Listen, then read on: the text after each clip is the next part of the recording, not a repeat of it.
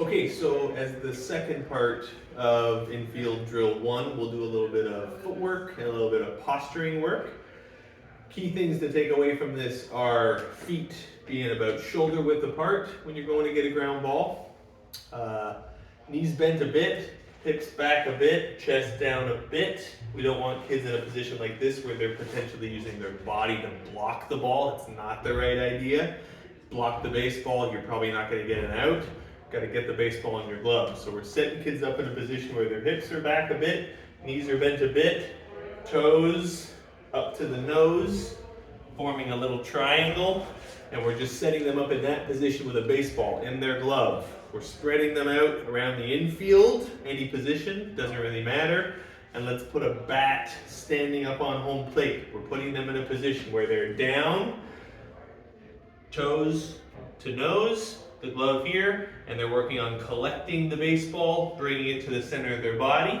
There's the posture. The footwork is that after they collect the baseball, bring it to the center of their body, their throwing side leg steps up to the top of the triangle, followed by their glove side leg steps up, and then makes their throw. So once you get them familiar with the movement, set them in a position here, and when you give them a cue of go, they collect the baseball, step up, and make a throw, and they try to hit the bat. You can get them all to do that at the exact same time and see if anybody can hit the bat.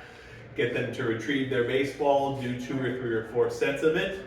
Then you can break off into a couple lines where the 2 coaches around home plate are lobbing balls, and they got to get it on the first hop, or they got to get it on the second hop, or you roll it to them and they got to approach it and figure out how to collect the baseball.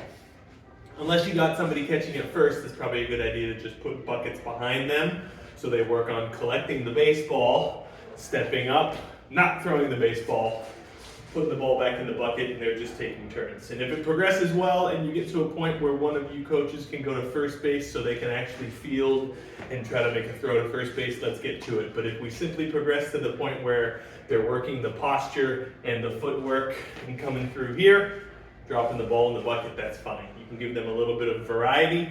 We're just trying to work on the basic footwork and posture positions of collecting a ground ball.